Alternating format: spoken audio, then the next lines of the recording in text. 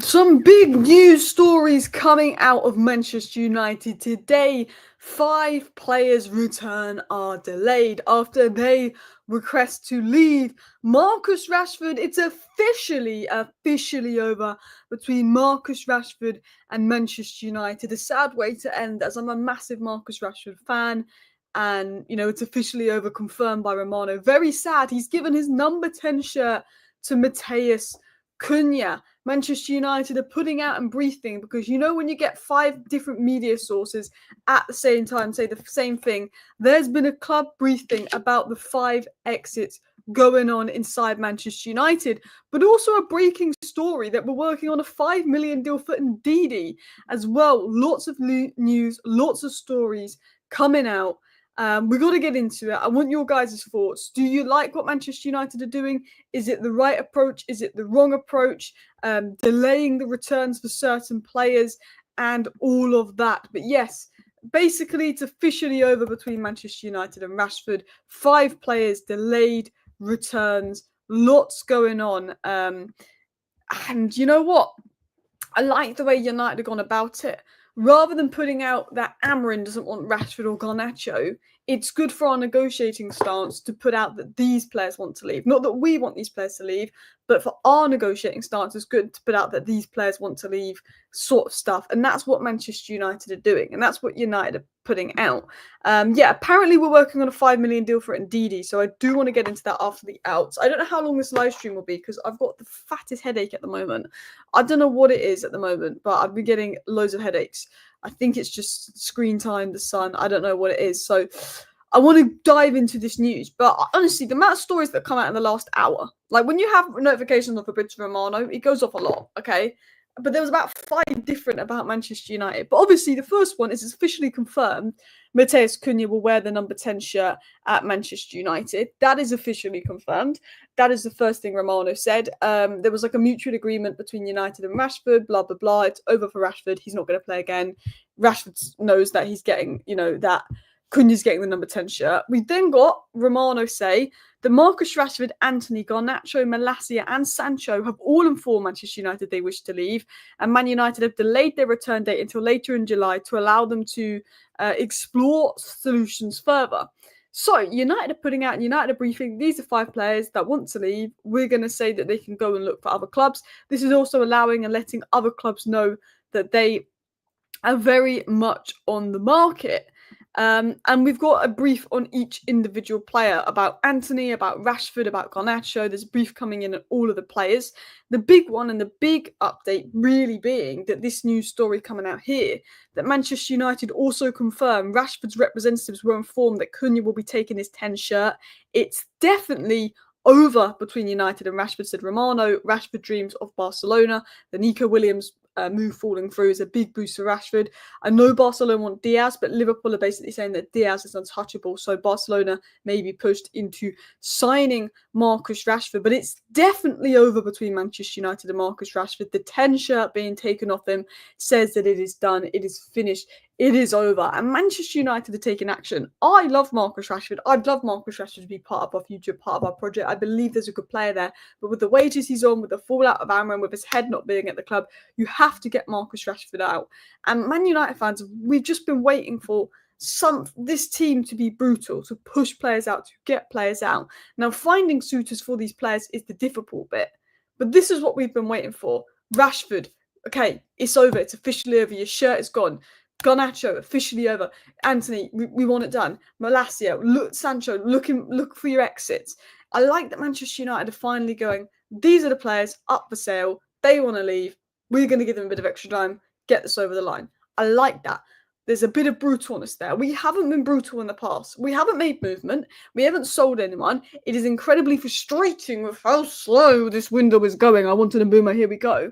But I like that there's definitely a more brutal approach this summer. It's definitely you're not wearing the number 10 anymore. You're not welcome back. There's that brutal approach. Garnacho's not welcome back. Rashford's not welcome back. I like Garnacho. I like Rashford. I believe they're good players.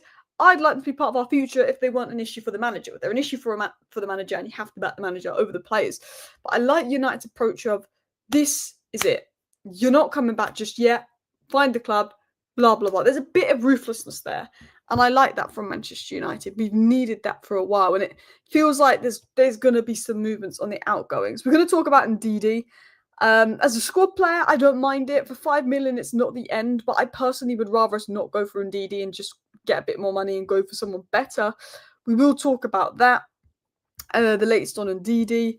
I want to hear stuff about Mbumo, not the seller stuff. I think you're the only person in the chat that wants to hear about Mbumo, because I feel like we've all been fed up of hearing about Mbumo for a month. There's literally nothing new on Mbumo. It's just it's close, and we'll get Here We Go any day now. Like, that's it as well. Ornstein, Bomber, Osimhen, Wu. I'm assuming that's a troll, because I feel like I would have known by now if he'd have done that. But yeah, we're going to talk about a few stories, because honestly, like, Romano's dropped about a gazillion trillion stories. He's even just dropped something now on Garnacho. I mean, you can tell there's been a briefing. You can tell there's been a briefing. When you get this many stories at once, that's because there's been a briefing. United have basically briefed every team in the media that this is what's happening, this is what's happening, and United want it out there. United are being smart to an extent. United want it out there. United wants it known. We want to get rid of these players. United are making sure it's out there. And that's not always a good thing, because then teams will take advantage of us, underpay, undervalue players. But United are putting it out there. These players want to go. These players are available in the market. This is your opportunity.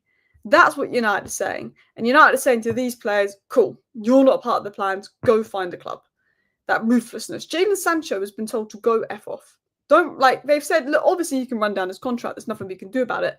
But they've basically told him to F off. Even though Ten Hag isn't here, Amrin doesn't want anything to do with that. Amrin doesn't want anything to do with that, even though Ten Hag isn't here. Do you know what I mean? He's decided to want anything to do with that. Anthony, he hasn't got any issues with Amrin, but they know that he wants to go. Blah, blah, blah. Garnacho's been told he's got to hope and pray he finds a new club by Amrin, reportedly. And Rashford's been told, do not come back. Your number 10 shirt's gone. There's a little bit of brutalness there.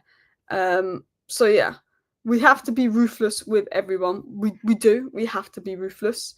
I think we're all bored of the Mbumo deal. Until we get a breakthrough, I'm just not bothering talking about it. I really can't be bothered. I mean, the transfer window is boring, but you got a bit of movement. Yeah, we've also got updates on John Victor, the Botafogo keeper we're looking at. Apparently, we're close to doing that. I don't see us doing anything until Bayendier is gone. I don't think we're close. Douglas Luiz and Ndidi enough depth. I'd rather not get Douglas Luiz and Ndidi and get one good midfielder. But if it is what you have to do, it's what you have to do. But look, he's a bit of an Agate. I feel like we need someone better on the ball than Ndidi, but he's got some good strengths. But it has been said in regards to Garnacho that Alejandro Garnacho and Man United are in agreement since mid-June about exit this summer. Garnacho wants to leave and is desirous to stay in the Premier League. United are prepared to let him go. He won't return for training anytime soon. So this is brutal, because we returned for training on Monday.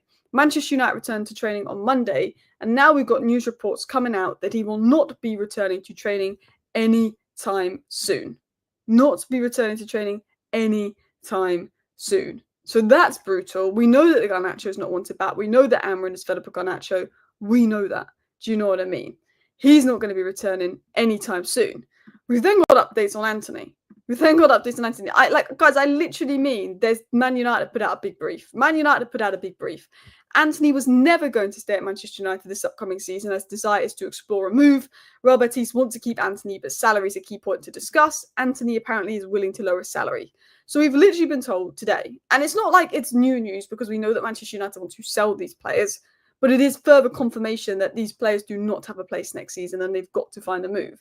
We've literally been told there's an agreement that Garnacho can go. He won't be coming back anytime soon to training. It's officially over between Manchester United and Rashford. The number 10 has been taken off Rashford, which is absolutely brutal. Absolutely brutal to take the number 10 off Marcus Rashford. That is brutal, but that's what you need to do. That sends a message. We've also got told that Anthony was never going to return to United. So Anthony's never going to return, apparently. It's over between Man United and Rashford, and Garnacho ain't coming back anytime soon. He's got an agreement to leave. Jadon Sancho is, of course, not wanted.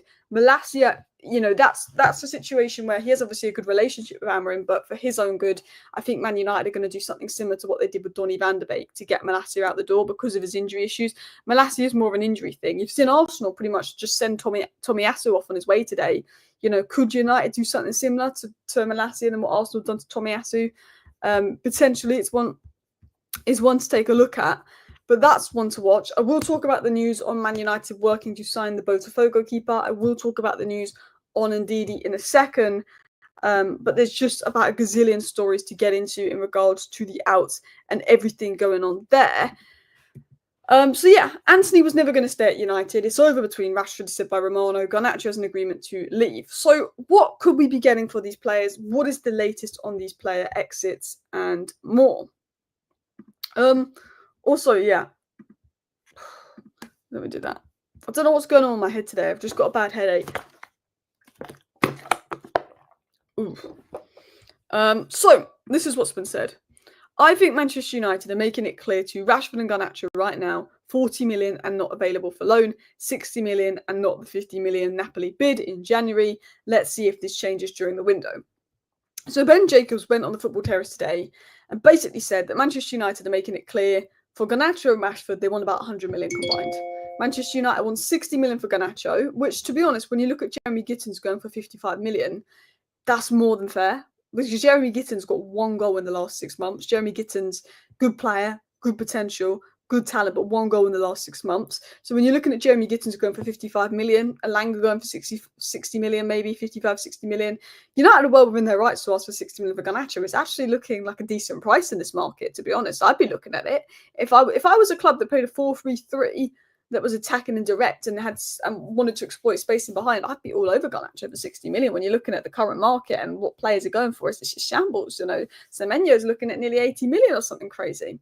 But Man United are making it clear to Rashford and Garnacho right now that 40 million and you're not available for loan. And the good thing about this Nico Williams deal falling through is Barcelona are in a position now where they've said, we can only loan Rashford because they wanted to bring in Diaz, or who they're probably not going to get, and Nico Williams, who they won't get now. Barcelona may have to pay out 40 million for Rashford. Now, you can say, well, Nico Williams didn't go to Barcelona because of registration issues. Yes, that was part of it. But Rashford's still a cheaper deal than Nico Williams. Nico Williams was a more expensive deal, which made the registration harder. Because Rashford is willing to take a wage cut, because Rashford is a cheaper deal than Nico Williams, it will be easier for Barcelona to register him. There is interesting from Aston Villa, Chelsea, and Napoli and Garnacho. It's just not known if anyone's willing to pay 60 million. I think there's teams willing to spend 60 million for Garnacho, but I think those teams are waiting to see who makes the first bid, then they'll make their bid. And to see, because of the obvious fallout of Amrin, because of the fact that Manchester United are so desperate to move on Garnacho, I think those teams are waiting and hoping that that price tag will go down out of pure desperation, because it got leaked. It was not good. But it got leaked. That Amrin said to Garnacho in front of the whole squad, you better hope and pray a new club buys you in the summer, you've got no part of my plans. And the clubs know that. The clubs know that Garnacho is not welcome back. So the clubs are probably waiting on Garnacho to get the price tag to lower, because we've got a weak negotiating position there, which is really annoying. But United have made it clear we want 60 million for Garnacho, we want 40 million for Rashford, but not budging. This is the price tag to sell. The problem is, when we've made it clear, it is over between those players, which is a good thing, because we need to be ruthless and tell those players it's over. But when it's so publicly clear that it's over between those players, it will be harder to get the price tag we want, because other clubs are going to go, they finished 15th, they're desperate, they need money to spend, they need these sales to hurry up, they may lower the fee. And that's the big problem we run into. That's the big problem we run into. The problem with Garnacho is attitude. I think ability-wise, Garnacho you could get 60 million for. The problem with Garnacho is attitude. Because of the attitude, because of the ego, it's unknown who would really bid 60 million for Alejandro Garnacho. That's what it's unknown. Who would really bid that? Yeah. I'm just going to get into the live chat. Difference between Elanga is a real player, Garnacho is a scrub. Garnacho is arguably the talent with the highest ceiling, and he did better at Manchester United. But there's, Anthony Elanga, 10 out of 10 for attitude. You could not say one bad thing about Anthony Elanga's attitude. Anthony Elanga was 10 out of 10 for attitude, work rate, the amount of work he put in. And that, is a big thing in football. That's what lets Garnacho's price tag down too. Some people ask why Gittins is more than Garnacho. Well, Rashford, Gittins is 6 years younger than Rashford. Like, Gittins can't look. Gittins was pretty crap the last 6 months. I thought Gittins first half of the season was good. I think Gittins is a good player, a good talent. But Gittins going for 55 million is why United could probably get 60 million for Garnacho when you deepen it. I don't think Garnacho is a £60 million player because of the attitude issues, because of the public fallout. And I wouldn't have said Garnacho was a £60 million player originally, but when you see João Pedro 60 million including add-ons, Gittins 55 million, when you see the prices going in the market, United are well within their rights to expect 60 million for Garnacho, because you look at how ridiculous the market is. We talk about Tyler Dibbling 100 million, Semenyo 70 million plus. You know, the problem with Garnacho, as State of Decline says, is he's a bit of a twat. He's a bit of a twat. The lack of loyalty, the shitty attitude, that's the problem with Garnacho. That's the problem with selling Garnacho. You know, Garnacho out, Rashford out, Sancho out, Anthony out. That's who we want out. We're a month into trying to sell them and none of them are gone, and it's incredibly frustrating. But, you know, Manchester United are pushing and pushing and pushing to get these exits done and over the line. Worst comes to worst, you may have to lower the price a little bit, but hopefully you can get it done. You know, Alanga's a great player. He just wasn't good enough for us. And that's because he was very young, very raw, wasn't ready, and we weren't the right environment for him to develop in. I'm glad that he's got away from United and is going to have a very good career probably at Newcastle. I think he's a very good player, very hard-working player. But Garnacho was a lot better for us than Alanga, and he's a lot younger than Alanga. So if Alanga's going for 60 million, we can use that as a base point. If I'm Manchester United, I say when it comes to selling Garnacho and Rashford, look at how all our players leave us and become so much better. You're getting Garnacho for 60 million, who's done quite a lot in the last 2 seasons at United, and you know he'll probably be even better when he leaves Man United. You're getting Marcus Rashford for 40 million. Look what he did at Villa. Look at those stints. Look at that game versus PSG. Look at what, you know, Liverpool want for Diaz. Look at the price of Nico Williams. Look at the price of Gittins. You can get Marcus Rashford in his prime for 40 million quid. It's not bad business. It's not. And people say we won't get 40 million for Rashford and we won't get 40 million for Rashford and we won't get 60 million for Garnacho. I don't know if we will, because we're so desperate to sell them. Clubs are going to try and get them on the cheap, try and get them on loan. But I don't think it's a bad deal for the clubs that are buying them. I don't think it's a bad deal one bit. I really don't. Dibbling, they wanted 100 million. Now they want 50 million. Do you know what I mean? Yeah, it's one of those where, you know, for me, I think Garnacho, his attitude and the publicity is going to let him down. He knows he needs to grow up. He needs to grow up. But that's what Man United want. That's what United are going to demand, and I'm okay with that. Look, if you get 55 plus 5 for Garnacho, just accept it. Even if you want 60 million up front, if you get 55 plus 5, accept it, get him out, move on, take the pure profit. Maybe you can accept just under these numbers. But we want the sales to hurry up. We want the sales to move. There's a feeling it should move now or in July. The Nico Williams stuff is a big boost in regards to getting Marcus Rashford out. Hopefully we get that movement on exits. Hopefully we get that movement on sales that we all want. As Gamer TV has mentioned, Manchester United is seeking the signing of John Victor. United are willing to pay around 10 million to close an agreement with Botafogo. We have been linked to the second goalkeeper of Botafogo. I don't know how credible that source is. I don't know how good that source of information is. But we've had a couple sources saying we're looking at him, we're keeping an eye on him. I can't see us doing anything until Bayendier leaves, and Bayendier hasn't left yet. But I do think the Botafogo keeper is one to watch. But until Roman or Ornstein get on it, I don't think anything would have happened as of yet. Rich Fay came out and said that Manchester United have also reiterated their priority is to build a dynamic and cohesive squad with players who are fully focused on challenging for the biggest honours at the club. One of the reasons why Manchester United want to offload Garnacho and Rashford so badly is because they've made it clear they don't want to be here. And United don't want any players that don't want to be here. They want a squad that is there, fully behind the manager, fully cohesive as well.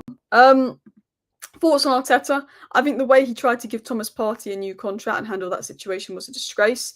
I spoke about it on Twitter. I think, you know, you have to handle those situations respectfully, and he didn't. And he was trying to give Thomas Partey a new contract. Thomas Partey was 99% of the way to agreeing a new contract. Then all of a sudden, about a week and a half ago, Thomas Partey wasn't going to agree a new contract with Arsenal. Well, Thomas Partey was seconds away from agreeing a new contract with Arsenal. It was that close. And all of a sudden, a week before the charges come out, Thomas Partey doesn't agree that new deal with Arsenal. It's almost as if Arsenal knew he was going to get charged and thought, actually, nah.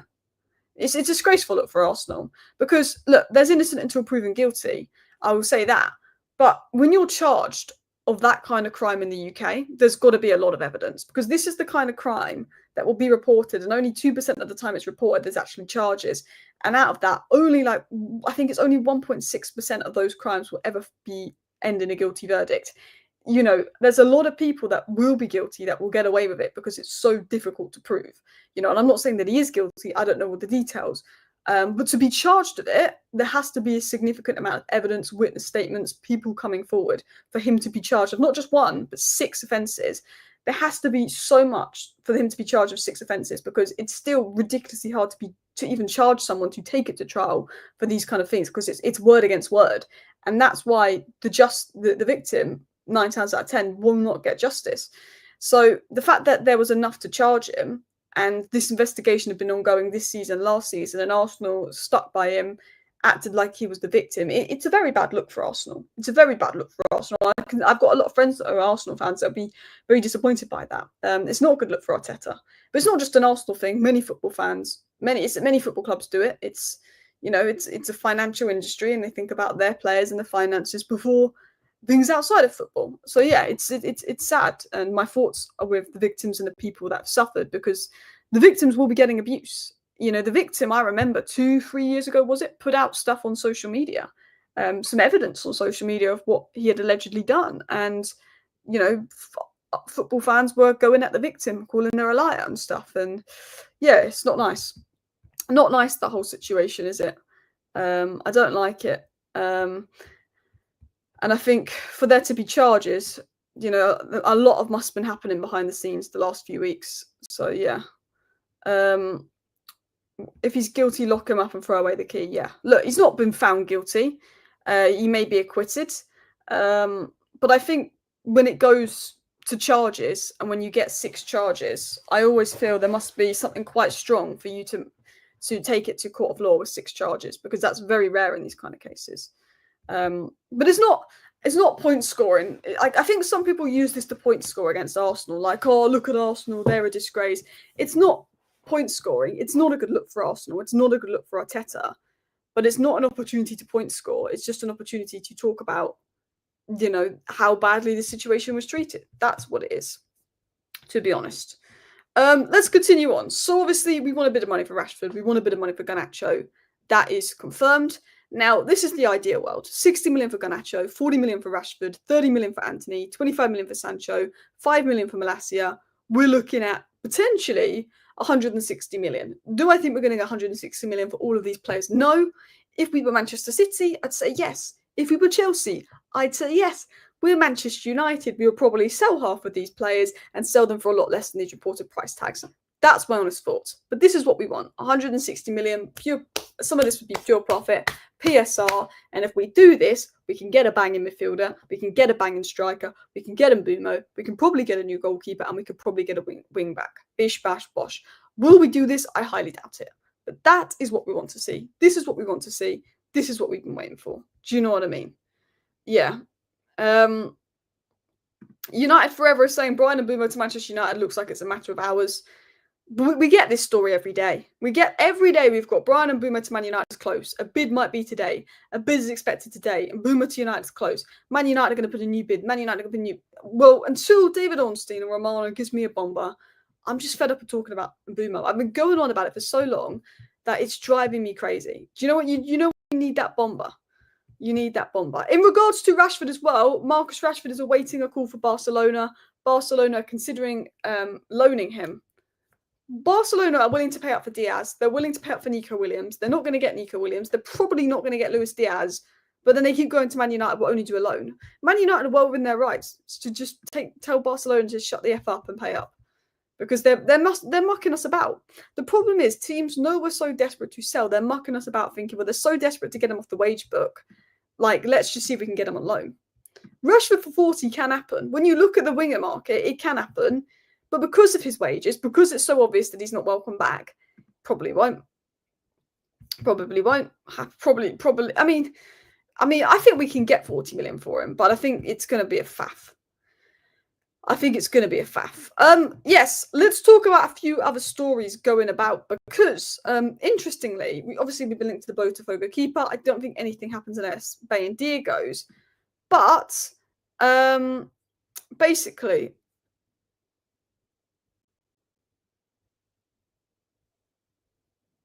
Whoa. I'm not gonna read that out. Actually, I'm gonna fact check that before I read that out. But I just read something. But I want to talk about. It was something about Arsenal and that whole situation about some things that went on behind the scenes at Arsenal. So it's not relevant to this stream. FAF FC. Do you know what? I love that. That is Manchester United. We are Faf FC. We are like that is honestly the perfect way to describe United.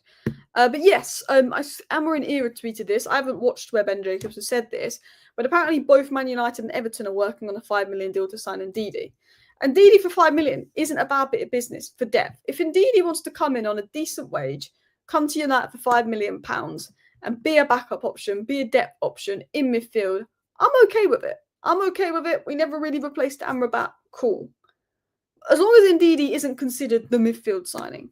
Because if we start considering Ndidi the midfield signing, that's when I'd have a problem. If we were like, okay, cool, Ndidi's going to be our midfield signing, that's when my problem would start.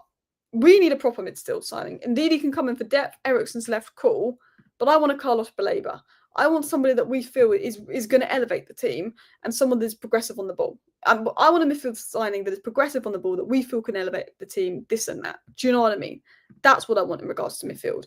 Ndidi, personally, no. Personally, no to Ndidi. I don't think we need to do it. It's one of Ndidi for $5 million is one of those deadline day signings. You know when you get to August 31st and you're like, crap, we need a midfielder, but we've got no money. There's nobody on the market. That stinks. Ndidi $5 million. Ndidi $5 million stinks of deadline day. Nobody's on the market. We haven't signed a midfielder. We're absolutely desperate. Let's get him in. And that's when you kind of accept it. You're like, okay, well, at least we've got a midfielder in for depth, just in case. Right now, I'd rather us go for a genuine good midfielder. We can't do that until we sell some players. So I guess Ndidi becomes the, okay, well, actually, we might be in a position where we can't afford a midfielder. The sales aren't going well. We get him. He's not what we need because he's not progressive on the ball. He's a bit similar to Agate, but he is good off the ball. He is good in terms of a depth option. He is good in terms of physicality in the Premier League. I'm not going to cry about it, but I think there's better options out there. You know, for $5 million, it's not the end of the world. That the Chelsea have paid for it by sending Sancho back. It's not the end of the world, but it's just, I feel like it's something we don't need to do. You know, you look at this here. We're signing Ndidi. Well, Man City getting Reinders, Chelsea getting Santos back, Liverpool have got Wirtz, Arsenal got Subamende. It's underwhelming. Subamende to Arsenal, Wirtz to Liverpool, Santos back to Chelsea, Reinders to City. Oh, what Man United doing in midfield? Their midfield was atrocious last season. Surely Man United are going to spend a bit of money in midfield in Ndidi. Yeah, it's just like for $5 million, you can't complain. You can't complain for $5 million for a depth option. Like, you know how Arsenal have got Norgard and Subamende? And if Arsenal had only signed Norgard, it wouldn't be a great look. If Arsenal had only gone out there and signed Norgard, it wouldn't have been a great look. But because Arsenal got Subamende and they need to go and invest in attack, them getting Norgard on the cheap so they can invest the rest of their funds in attack is incredibly smart business from Arsenal. You get what I'm saying? If we went and got Ndidi and Baleba, I'm happy with Ndidi. But if we got Ndidi and said, no, we're not going to look at Baleba, we're not going to look at Edison, we're not going to look at Richard Rios, we've got Ndidi, that's when you look at it and go, really? Really? You know, is this our way of catching Liverpool? Is this our way of catching City? Ndidi, $5 million, good price, cool. But it is very much a depth signing. It can't be, this is who we're going to sign. The only way you accept it is deadline day when we're really desperate, we can't get a midfield and we haven't got the funds. For me, push these sales, get these sales done. If anything, go for a midfielder after Mbeumo. Go for a good midfielder after Mbeumo because a striker can wait when you've got Mbeumo, Cunha in the door and Xerxes looking all right, Cheetah coming through. You know, I think we need a striker this summer, and striker was instantly my priority going into the summer. But when you get Cunha and Mbeumo over the line, as much as we need a striker, we are in a position where we could say, let's go get a midfielder. The striker market isn't great. Come back in for a striker and see if Watkins' price lowers, see if Ekitike's price lowers when we come to August. That's sort of the way I look at the whole situation. Indeed, he's not even better than Everton's midfield. How do we think we'll get top six?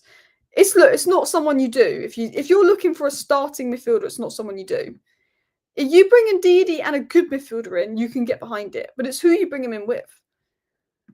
Would you rather a number 9 on midfielder if we only had the money to go for one? It depends on the number 9 and the midfielder. Like if someone said you can spend 85 million on Ekitike or 85 million on Carlos Baleba, I would rather get Baleba.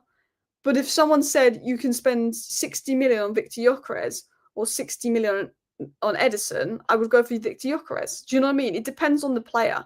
Like for me, Victor Osimhen is the dream. And Victor Osimhen rang up Man United and said, I want to come, I'll lower my wages, I want the move. I would say go all out for Victor Osimhen because I think he would complement Mbeumo and Cunha so well. But that's just not going to happen. So I'm probably a midfielder going off who's available. Not that we've even been linked to Baleba. Not that we even have any reported interest in Baleba. That's just who I want, to be honest, just to clarify. But like, if that was the option, then midfield. For me, it depends on the option. But yeah, there is news that United are interested in Ndidi. There is news that he's 5 million. And Ben Jacobs said, we are working on a 5 million deal for Ndidi. So that could massively be one to watch, Ndidi to Manchester United. It could massively one to watch because apparently we're working on it. You know, there's a difference between saying we're interested in this player that's 5 million and we're working on this player that's 5 million. The fact that we're now reportedly working on this deal, which is 5 million, is pretty mad. We've got another source come out and link us to John Victor, who apparently is 6.7 million. Guys, I think I'm going to have to do a show this evening. I don't know who these sources are and how credible it is, and I don't know if it's an agent brief to get him a move. But we've now got another link to John Victor. I mean, we've literally been linked to John Victor by about 5 different sources. So this could be one to watch as a second keeper. I just don't see us moving for him unless we sell Bayindir, and we are expected to sell Bayindir. But we've been linked to this keeper about a gazillion trillion times. So it could be one to watch. I mean, I'm not super familiar with the keeper, but he's been in the Club World Cup. He seems all right. Yeah. I mean, there's a lot of news that's come out today. There's a lot of news that's come out today. Lots of news about United and outs. And I wanted to just do a half-an-hour show to discuss that news. Obviously, there's the Ndidi talk. Working on it. Apparently, we're working on a 5 million deal for Ndidi, so there could be a shock there. Mixed thoughts on that. Rashford, it's over. Romano's confirmed. Garnacho has an agreement that he can leave. Anthony, you know, the plan was for him never to come back. Malacia wants out. Sancho wants out. Those 5 are not returning anytime soon. Yeah, some big news coming out today. Big up to everybody tuning into the chat. I think everyone's been great in the chat today. Really good chat. Bayindir has been disappointing. He's not been better than Onana. He's been very disappointing. I mean, you don't expect much from a second keeper, but when Onana was as bad as he was, Bayindir had an opportunity to potentially cement himself as a first keeper. Alice, no offense, we're bargain basement clubs for 5 million is not cheap for us anymore. It feels that way. We could have signed Casado 5 years ago for 4 million, and we didn't. That's mad. Yeah, I'd get Ndidi for £5. Someone said. Ndidi and Mbumo, 2 names for Alice to practice. Am I saying them wrong? But yeah, I want to thank everyone that tuned into today's show. The live chat has been really good today. I'll probably be back tonight with either a 10-minute roundup video or a live stream, depending on the news, depending on how much time I get. But yeah, one sec. Let's go over to the Unite. Let's go raid United View. United View are live right now, so I'm just gonna put a redirect link in there. We'll give them a raid. Because they have a show talking about stuff. I think it's Flex, KG, and Owen. I think they're live unless it's a premiere. So we'll go give them a raid. So yeah, let me just add that. Let me just give them a raid. There we go. All right, go over and raid United View. We're going to wrap up the show here. Thank you for watching. See you next time. Bye.